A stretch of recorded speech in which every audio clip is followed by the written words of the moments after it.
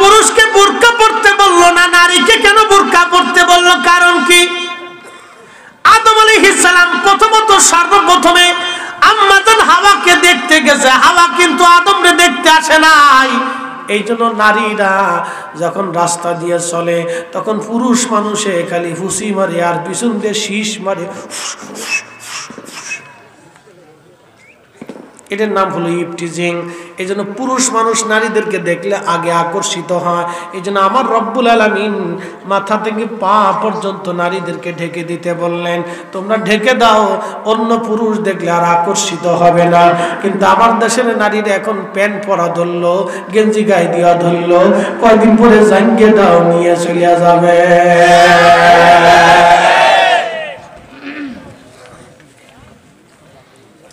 কয়দিন আগে ঢাকাতে কনসার্ট হয়ে গেল, কনসার্ট। কয়দিন আগে ঢাকায় কনসার্ট হলো, হাজার হাজার নারীরা কনসার্ট দেখার জন্য গেছে। পাকিস্তানের কোন শিল্পী বলে ভালো গান গায়, আমি জীবনেও শুনি নাই একটা গানও। বলে কোন শিল্পী বলে ভালো গান গায়, এই ভালো গান শোনার জন্য বেডিটা গেছে। প্যান্ট শার্ট পরে বেডি যায়, বেডির মায় যায়, মেয়ে যায়, মেয়ের মা যায়। মাও প্যান্ট পরে, মায়ও প্যান্ট পরে, মায়ও জাঙ্গা কি বলে হাফ প্যান্ট, মেয়েও হাফ প্যান্ট, মায়ও জিন্সের প্যান্ট, মেয়েও জিন্সের প্যান্ট। দেখবেন লেডা লেডি টোনাটুনি মগামগি, লেডিস আর জন্ডি সব এক জায়গা হয়ে গেছে। কোনটা বেডা কোনটা বেডি বোঝা বড় মুশকিল, ইজলে মিজলে সব এক জায়গা হয়ে গেছে। এ জাতি যতদিন এইভাবে চলতে থাকবে তত এই জমিনে ল্যাংটা তৈরি হতে থাকবে, মানব জাতি অসভ্য হতে থাকবে। আল্লাহ মানব জাতিকে অসভ্য বানাইতে দুনিয়াতে পাঠায় নাই।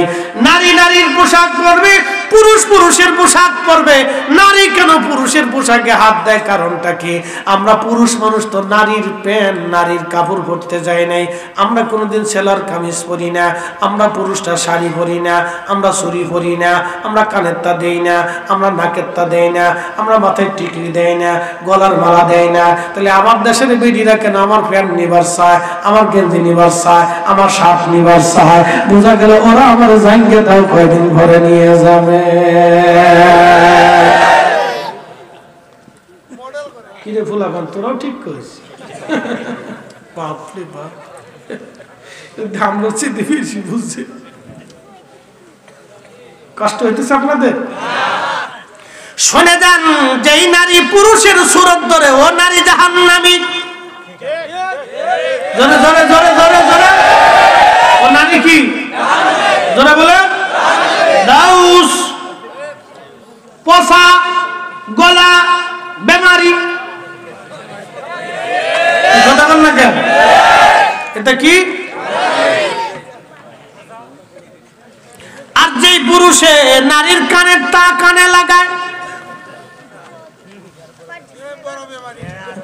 এটা হলো বড় বেমারি, ক্যান্সারে আক্রান্ত। কি কথা ঠিক? ক্যান্সারে আক্রান্ত হেতা। বাসডোরবাসী ভালো করে শুনে যান, মনোযোগ দিয়ে যান। আদম সফিউল্লাহ জান্নাতের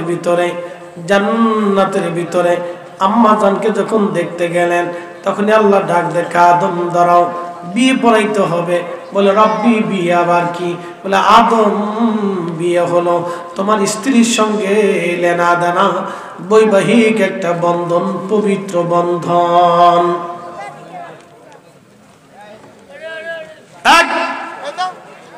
বসেন, লড়াচড়া করবেন না। লড়াচড়া যদি করেন তাহলে চলে যান, বাজ্যা খেতামৃত ঘুমান, বসে থাকার দরকার নেই। আর একটু সময় একসাথে বলেন না মারহাবা।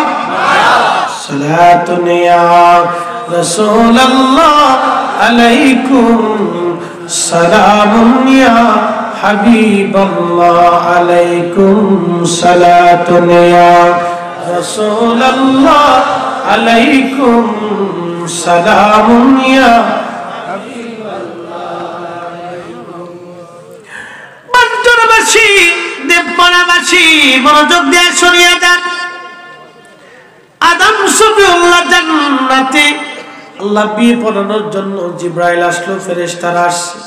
মোল্লা আলী কারি মাক্কি আল মাউরিদির মধ্যে লেখেন, ইমাম আবুল ফরাজ ইবনুল জৌজির এক কিতাবের হাওয়ালা দি আল্লাহর নবী রাসূল করিম সাল্লাল্লাহু আলাইহি সাল্লাম বলতেছেন, সাহাবীরা রে, আমাদের আদি পিতার বিয়ে পড়ানোর জন্য জান্নাতে জিবরাইল আসলো, ইজাব কবুল চলতেছে বিয়ে পড়ানোর জন্য।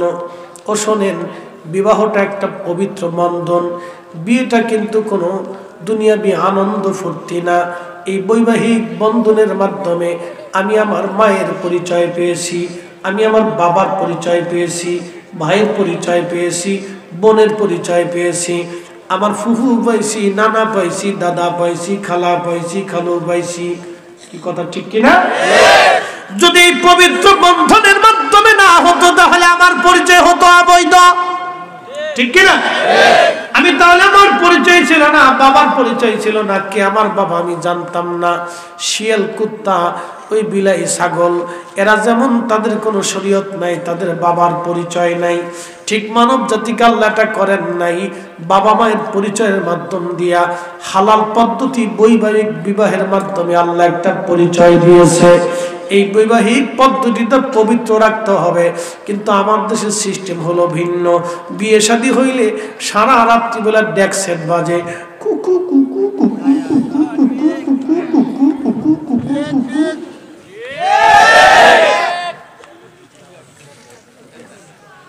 সারা রাত্র পরে কুকু কুকু কুকু কুকু কুকু কুকু কুকু কুকু কুকু।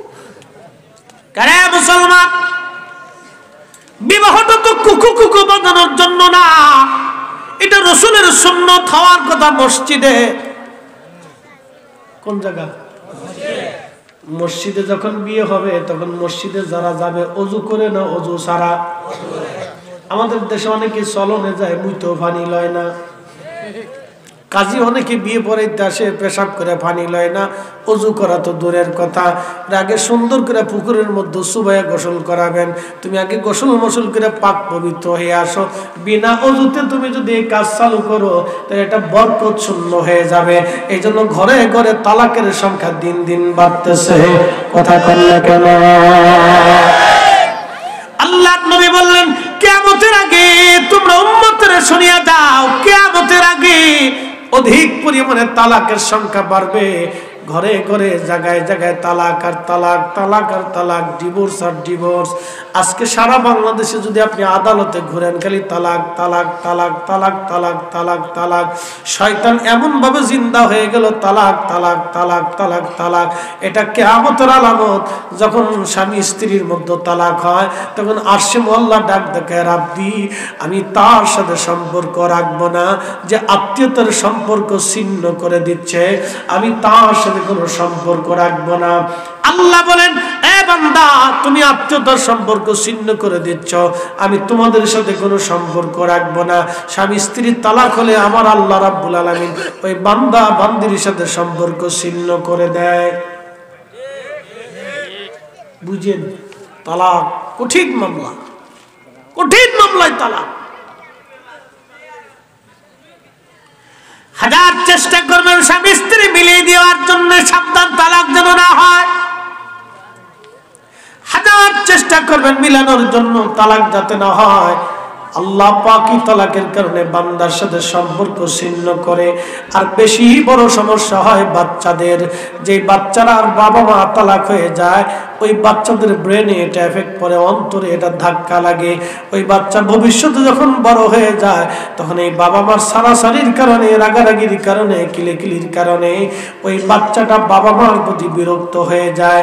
এমনকি এত পরিমাণে বিরক্ত হয় যে ওই সন্তান বাবা আমারে দেখতে পারে না। অনেক বড় মামলা, অনেক বড় মামলা।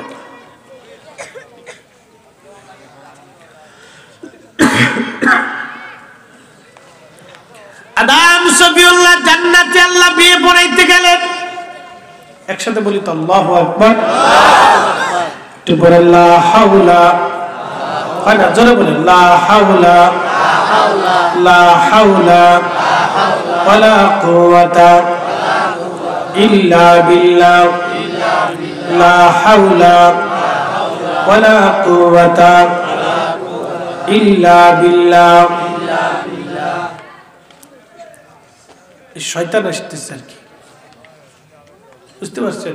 শয়তানে মাঝে মধ্যে এই মানুষের মন নষ্ট করে দেয়। ধ্যান নষ্ট করে দেয়। আবার বলে লা হাওলা ওয়ালা কুওয়াতা ইল্লা বিল্লাহ। জান্নাতের ভিতরে আদম শফিউল্লাহর বিবি, ফেরেশতারা বলল, ওগো আদম আলাইহিস সালাম, আপনি আপনার স্ত্রীর কিছু মহারানা দেন। বিয়ে করার সময় মহারানা আছে না নাই? আপনাদের সিলেটে কত লাখ? 5 লাখ, 10 লাখ। চট্টগ্রামে 15 লাখ, 20 লাখ, 25 লাখ, 30 লাখ, 40 লাখ আছে। বেটা বিয়ের চিন্তায়, টাকার চিন্তায় বিয়ে ছেড়ে দিবে। এত দেল মোহর রসুলের সিস্টেমে ছিল না। আল্লাহ নবী বিবাহটাকে সহজ করে দিয়েছিলেন, যার কারণে ওই জমানায় জেনা হতো না। আজকে বিয়ে কঠিন হয়ে গেছে, জেনা বেড়ে গেছে।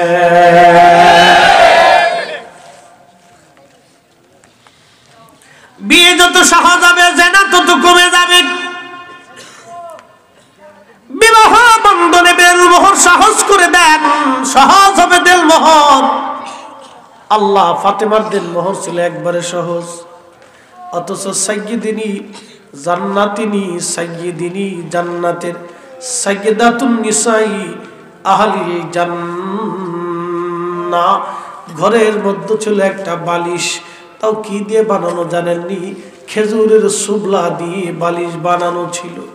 একটা মাত্র তোশক ছিল, কোন রকম একটা কম্বল ছিল। পা ঢাকলে মাথা বের হতো, মাথা ঢাকলে পা বের হতো।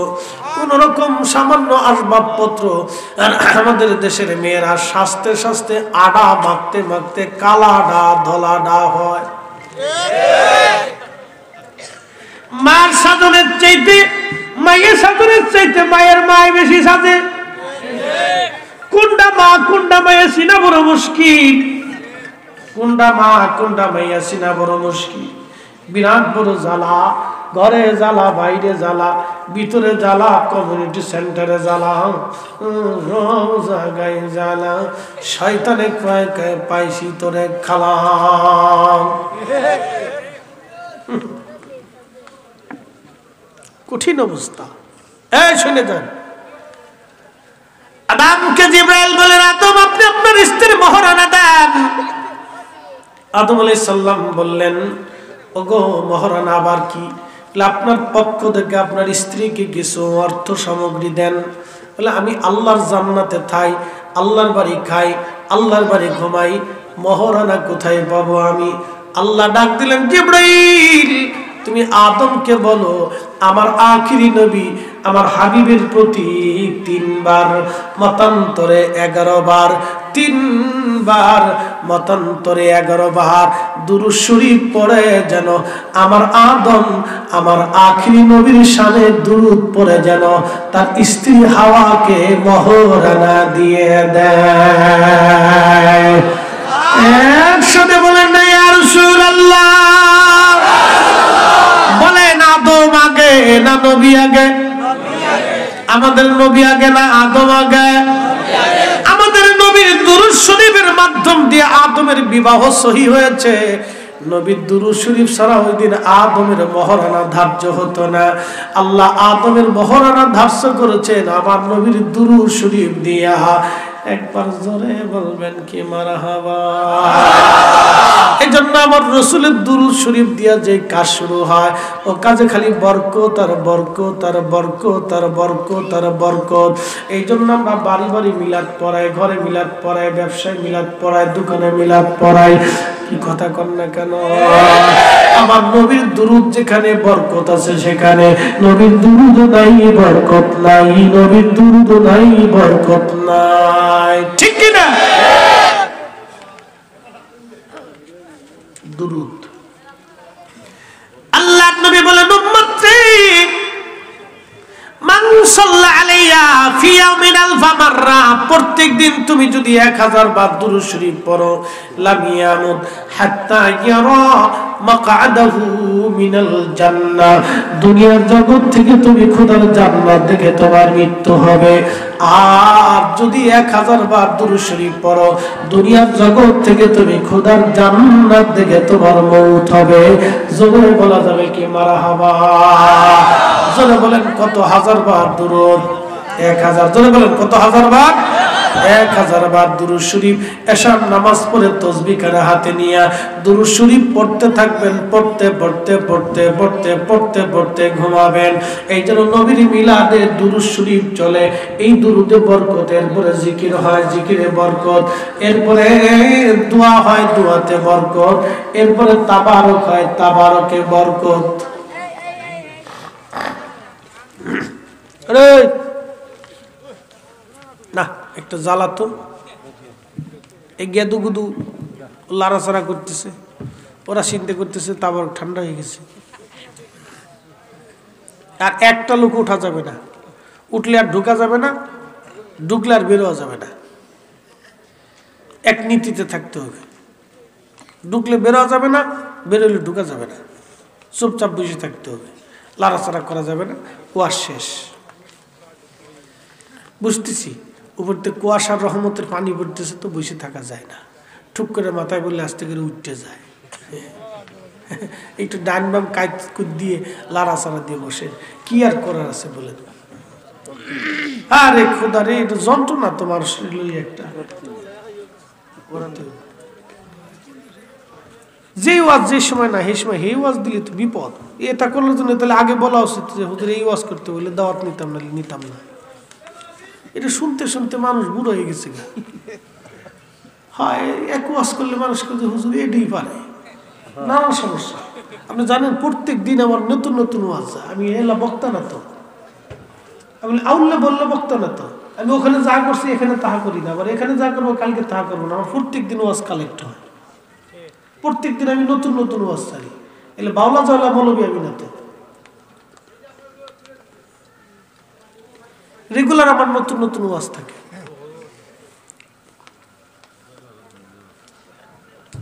দশটা চ্যানেলে প্রত্যেক দিন আমার ওয়াজ যায়, প্রত্যেক দিন ওয়াজ, নতুন নতুন ওয়াজ যাইতে হবে। বুঝতে পারছেন? এটা বিষয় বুঝতে হবে। একই ওয়াজ করলে মানুষই কবে যে হ্যাঁ তো হুজুর এই ওয়াজ করেন, কালকে যায় বলে হুজুর এই ওয়াজ করেন, খালি এই ওয়াজ করেন। পাবলিকের কথা ওয়াজ করলে তো বিপদ, ওয়াজ হয় না। বেলাল রাদিয়াল্লাহু তাআলার ওয়াজ শুনতে শুনতে মানুষ কাঁদতে কাঁদতে দিন গেছে গা। এটা যদি এখন এই মুহূর্তে গাই, এটা তো হবে না। আমি আটটুসি যে ওয়াজ করছি এটা তো এখানে চলবে না। বুঝতে হবে এটা সিচুয়েশন আছে। দরবার শরীফে লক্ষ লক্ষ আশিক থাকে এখানে, ওখানে আশিকের সেই সিস্টেমটা আলাদা। ওখানকার ফুয়ুজও তার এখানকার ফুয়ুজ দেখ না। বলেন হেরেমে মক্কা ঘর সামনে নিয়ে নামাজ পড়ার মজা আর আপনার এলাকার মসজিদের মজা কি একরকম হবে? রাসূল কারীমের রওজা মুবারকের সামনে দাঁড়ায় সালাম দেওয়ার এখানে দাঁড়ায় সালাম দেওয়া কি একরকম হবে? আপন পীর মুর্শিদের বরগাহে দাঁড়ায় ওয়াজ করা আর সাধারণ মজলিসে ওয়াজ একরকম না, এটা ভিন্নতর আছে। এখন যে আমি এই ওয়াজটা করি আপনার মজা লাগবে না। আপনি কালকে কেমন যে দূর হুজুরের ওয়াজ শুনলাম কত সুন্দর ওইটা, আর হুজুরে এখানে কি ওয়াজ করলো। এখন রাত বেশি, মানুষের একটা সেন্সের বিষয় থাকে, এই জন্য ইচ্ছা করলেও আমরা অনেক সময় বলতে পারি না। এটা একটা এশকের আলোচনা, এটা একটা ধারা আছে, ওই ধারাতে হঠাৎ আসে, এটা সব দিন বলা যায় না। হঠাৎ আসে, এটা এশক আসার পরে একটা আলোচনাটা টান দিলে তো ঠিক আছে, হঠাৎ আসে। যাই হোক, মনে কষ্ট নেবেন না, এটা আমি জানি আপনারা এশকে রসুলের কারণে বলেন, ভালো লাগে এই জন্য শুনতে চান, কিন্তু সবসময় এটা তো হবে না, সবসময় ভালো লাগবে না, হিসাব আছে। যাই হোক, আলহামদুলিল্লাহ, আমরা একসাথে বলি না আল্লাহু আকবার। তো খুব মনোযোগ দেন। আমি যে কথা বলছিলাম যে আল্লাহ রসুলের দুরূদ। আচ্ছা, এই আপনাদেরকে বলি, কিয়ামতের ময়দানে আল্লাহ রসুলের কাছে কাছে থাকতে চাননি আপনারা? না দূরে দূরে যাইবেন না? তো কাছে থাকতে হলে দুনিয়া থেকে একটা আমল করতে হবে, নবীর দুরূদ পড়তে হবে। একসাথে বলবেন আল্লাহু আকবার।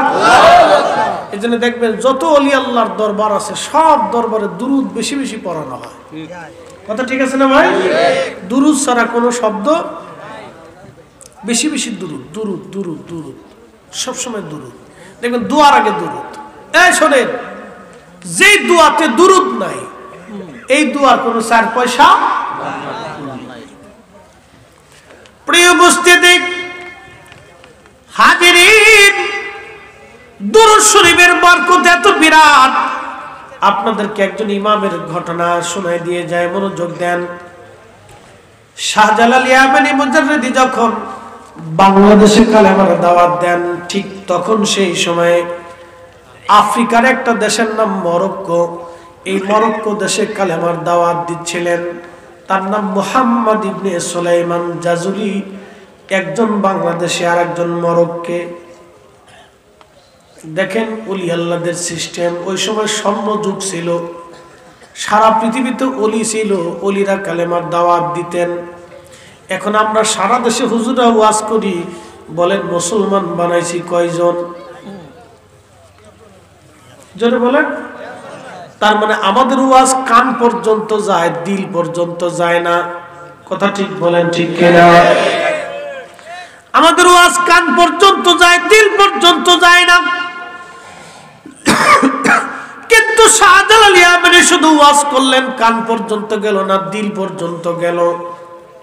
360 আউলাদের ওয়াজ শুধু কান পর্যন্ত যায় না, দিল পর্যন্ত গেল। খাজা বাবা আজমিরের ওয়াজ শুধু কান পর্যন্ত যায় না, দিল পর্যন্ত গেল।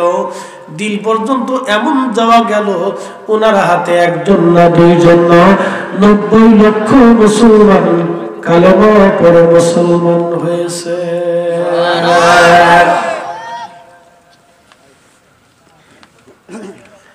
দেবপুরবাসী বিশ্ববিখ্যাত ওলি মুহাম্মদ ইবনে সুলাইমান জাসুলি মরক্কো ইন্তেকাল করলেন।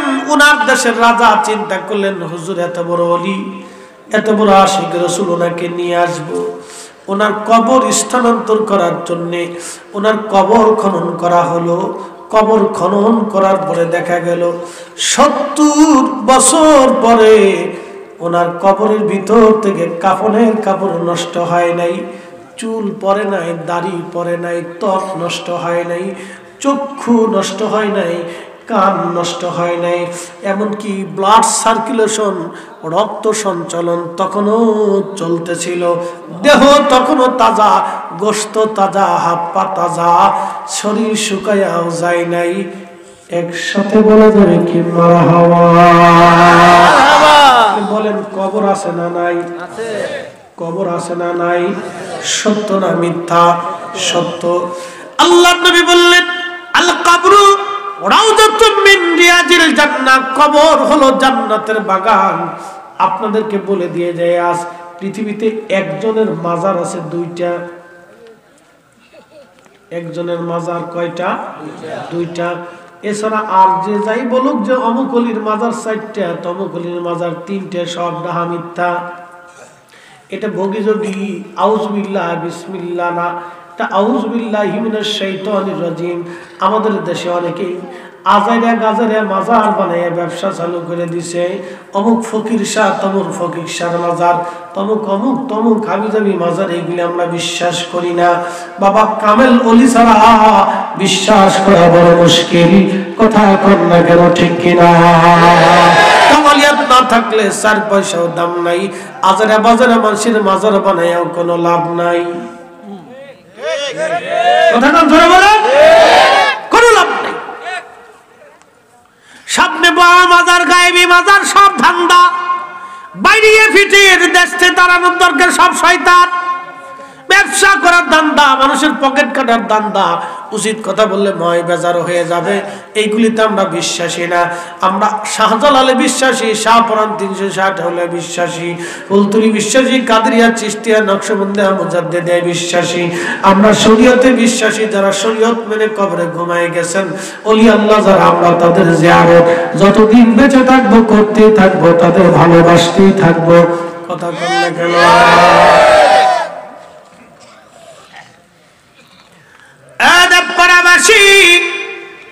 পৃথিবীতে একজনের মাজার 2টা, তিনি হযরতে সুলতানে কারবালা হুসাইন। সুলতানে কারবালা হুসাইন, পৃথিবীতে ওনার 2টা মাজার আছে। আর একটা মাজার হলো দেহ মোবারক, মাথা মোবারক কেটে নিয়ে ফেলা হলো, শুধু দেহ মোবারক রাখা হলো, শরীর থেকে বস্ত্র খুলে ফেলে দেওয়া হলো, কাপড় খুলিয়া ওনার শরীরকে বিবস্ত্র করিয়া ওনার দেহকে আলগা করিয়া ওই কারবালার ধুলাবালির মধ্যে ওনাকে শোয়াই দেওয়া হলো। হযরত ইমাম ইবনে কাসির আল বেদায়ের মধ্যে লেখেন 70টা ঘোড়া তারা সিরিয়াল করলো। বাবাজিরে, ওরা সবাই তো কালমা পড়নেওয়ালা মুসলমান ছিল, এই জন্য নাম আব্দুল করিম হলেই তাকে বিশ্বাস করা যাবে না। যদি ইশকে রাসূল কারো মধ্যে না থাকে, আল্লাহর কসম করে বলি সে আলেম হতেই পারে না। কথা বলেন ঠিক কিনা? আল্লাহর নবীর তাজিম যদি কারো অন্তরের মধ্যে না থাকে, সে আলেম না। জোরে বলেন, সে আলেম হতে পারে কখনই না। হুদি হুদি কোরআন হাদিস পড়ছে, পড়লে কিছু হয় না, ওটা ইয়াজিদও পড়তো, আব্দুল ওয়াহাব নজদিও পড়ছে, ইবনে তাইমিয়াও পড়ছে, ওতে কিছু আসে যায় না। মুসলমান ইবনে তাইমিয়াও পড়ছে, অনেক বড় কোরআন হাদিস জানতো, তাতে কি? ইবনে তাইমিয়া সর্বপ্রথম আব্দুল ওয়াহাব নজদির মতবাদ চালু করেছে। এই লোকটা সর্বপ্রথম বলল আল্লাহর নবীর রওজা মোবারক জিয়ারতের নিয়ত করা হারাম, শিরক। কি বুঝলেন আপনারা? ফতোয়া মানবেন না? এই ফতোয়া গোষ্ঠী কেলে, এই ফতোয়া লাইতে ফেলাইতে হবে, যে ফতোয়া আমার রাসূলের ইজ্জতের বিরুদ্ধে যাবে। কথা বলেন ঠিক না ঠিক? এই ফতোয়ার গোষ্ঠী কেলে, ফতোয়ার গোষ্ঠী কেলে।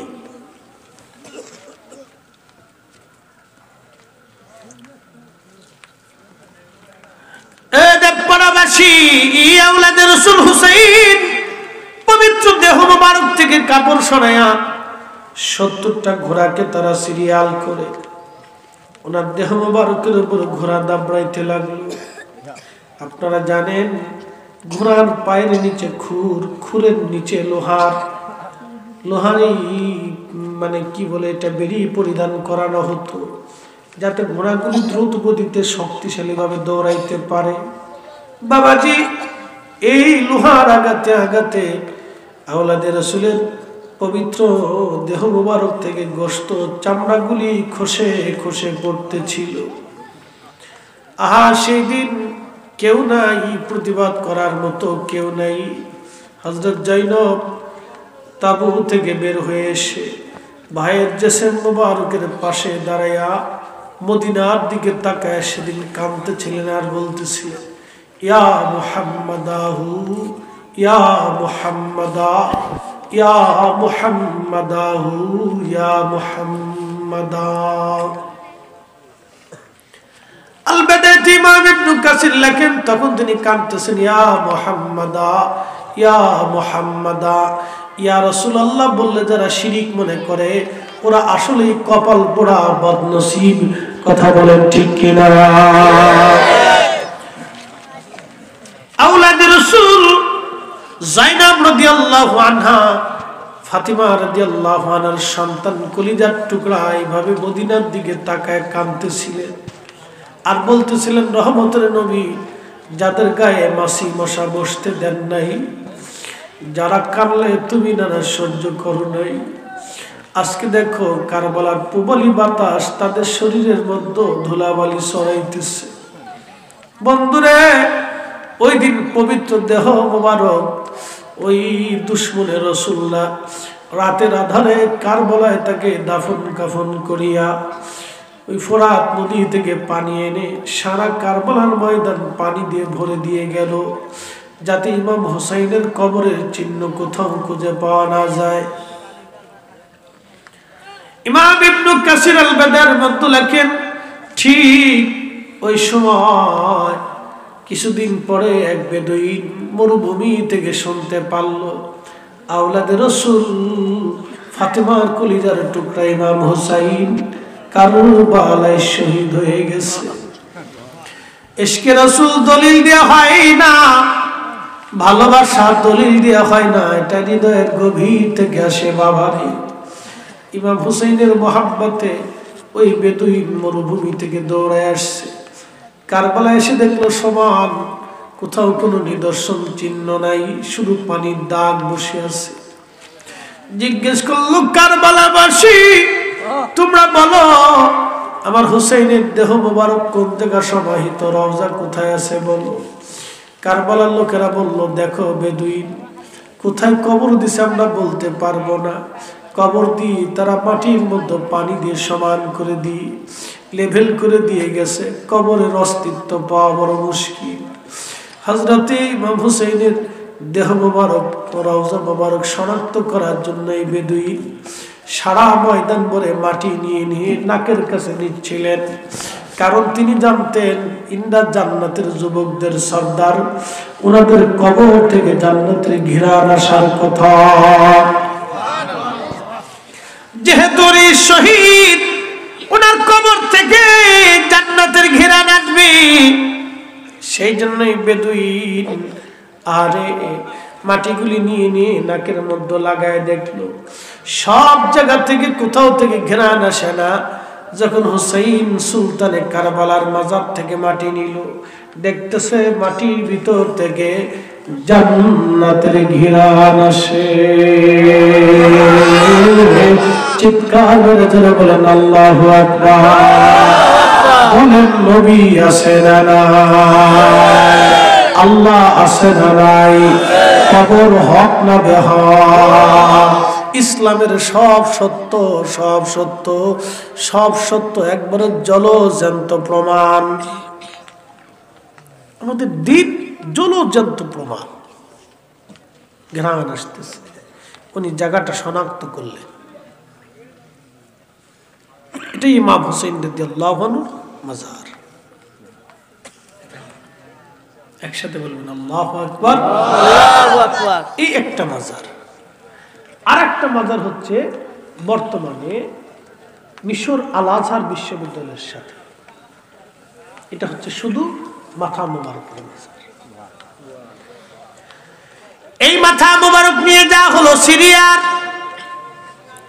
সিরিয়াতে নিয়ে যাওয়ার পরে ইয়াজিদ হুকুম দিল, বর্তমান যে সিরিয়াতে যুদ্ধ চলতেছে, এই সিরিয়া রাজধানী দামেস্ক, এই দামেস্কে ইয়াজিদের বিরাট বড় রাজধানী, বিরাট বড় এই রাজ দরবার। আহা, সেই দিন এই সিরিয়াতে আমার রসুলের আওলাদের মাথা মোবারক অপমান করা হয়েছিল। ও নবীর উম্মত, সেই দিন ইমাম হুসাইন রাদিয়াল্লাহু আনহুর মাথা মোবারক নিয়ে ইয়াজিদ তার রাজ দরবারে নিয়ে একটা লাঠি দিয়ে ইমাম হুসাইনের নাকে মুখে মধ্যে আঘাত করতেছিল। ওই মজলিসে রসুলের একজন সাহাবী বসা ছিল, তার নাম আবু বারজা আল আসলামী রাদিয়াল্লাহু আনহু। আবু বারজা আল আসলামী রাদিয়াল্লাহু আনহু ধমক দিয়ে বলতেছে, ইয়াজিদ থামাও, তোমার হাত নামাও, তুমি তাকে শহীদ করেছো, অপমান করেছো, রাজ দরবারে নিয়ে আসছো, তোমার হাতের ছড়ি দিয়ে তার নাকে মুখে চোখের মধ্যে আঘাত করতেছো। ইয়াজিদ, আমি রাসূলের সাহাবী আবু বারজা আল আসলামী, আমি নবীর সাহাবী আবু বারজা আল আসলামী। জীবনে বহুবার রাসূলের দরবারে আমি দেখছি যে মুখের মধ্যে তুমি লাঠির আঘাত করো, এই মুখের মধ্যে আমার রাসূল চুমা লাগাইতো। আমি বহু দেখছি চোখে মুখে কপালে আমার রাসূল চুমা লাগাইতো। ইয়াজিদ, তোর লাঠি নামা, তোর লাঠি সরা, ইয়াজিদ তোর লাঠি সরা। ইয়াজিদ, তোর সাথে হাসর হবে উবাইদুল্লাহ ইবনে জিয়াদ, আর আমি রাসূলের সাহাবী আবু বারজা বলতেছি, আর হুসাইনের সাথে আমাদের হাসর হবে কিয়ামতের ময়দানে। একবার জোরে বলা যাবে কি আল্লাহু আকবার। যে যাহারে ভালোবাসে সে তো কভু ভুলে না, যে যাহারে ভালোবাসে সে তো কভু ভুলে না।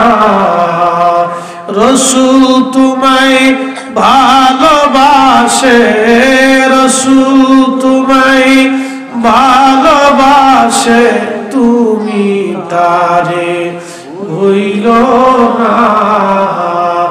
যে যাহারে ভালোবাসে সে তো কবু ভুলে না।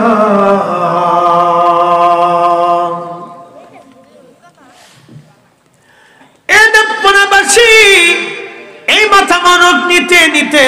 দিতে ইয়াজিদ বলল, সারা দামেস্ক ভরে প্রদক্ষিণ করাও। মাথা মোবারক নিয়ে বর্ষার আগায় নিয়ে সারা দামেস্কের অলি গলি দিয়ে ঘোরানো হচ্ছে। আহা, অপমান করা হচ্ছিল। সেই দিন কত আশিকরা চোখের পানি ফেলে ফেলে কেঁদেছিল। হাজার হাজার মানুষ রাস্তার দুই পাশে দাঁড়ায়া দাঁড়ায়া চোখের পানি ফেলে ফেলে কেঁদেছিল। একজন আশিক ওই সময় পাশে দাঁড়ায় দাঁড়ায় কোরআনের আয়াত পড়তেছিল। আমা হাসিবতা আন্না আসহাবাল কাহফি ওয়ার রাকিমি কানু মিন আয়াতিনা আযাবা। আসহাবে কাহফ রকিবদের নিদর্শন কতই না আশ্চর্য নিদর্শন। তখনই ইমাম হুসাইন রাদিয়াল্লাহু আনহুর মাথা মোবারক থেকে আওয়াজ আসলো, আযাবু আসহাবাল কাহফি কতলি ওয়া হামলি। একবার জোরে বলা যাবে আল্লাহু আকবার। ইমাম হুসাইনের জবান থেকে আওয়াজ আসে, আযাবু আযাবু আসহাবাল কতলি ওয়া হামলি। আসহাবে কাহফ থেকে কতই না আশ্চর্য, আমাকে হত্যা করা, আমার মাথা কেটে বহন করে এইভাবে অপমান করা, এটা কি কম আশ্চর্য আসহাবে কাহফ থেকে। তখনই আশিক ইমাম হুসাইনের কপাল মোবারকে চুমা লাগাইল। আল্লাহ কোরআনে বললেন, ওয়ালা তাকুলু লিমান ইউকতালু ফি সাবিলিল্লাহি আমওয়াত। আল্লাহর পথে যারা শহীদ হয় তাদেরকে তোমরা মরা মনে করো না, বাল আহইয়াউ ওয়ালাকিন লা তাশউরুন। তারা জিন্দা জিন্দা জিন্দা, সেটা তোমরা অনুধাবন করো না, বুঝতে পারো না। চিৎকার মেরে ধরে বলবেন কি আল্লাহু আকবার। ইয়া রাসূলুল্লাহ ইয়া হাবিবাল্লাহ ইয়া রাসূলুল্লাহ ইয়া হাবিবাল্লাহ। আমার মত নিদান কালে দেখি নবীজি মায়াবী নজরে তরায়া লইও হাসর বাজারে, তরায়া লইও হাসর বাজারে। ইয়া রাসূলুল্লাহ ইয়া হাবিবাল্লাহ ইয়া রাসূলুল্লাহ ইয়া হাবিবাল্লাহ। কষ্ট হচ্ছে।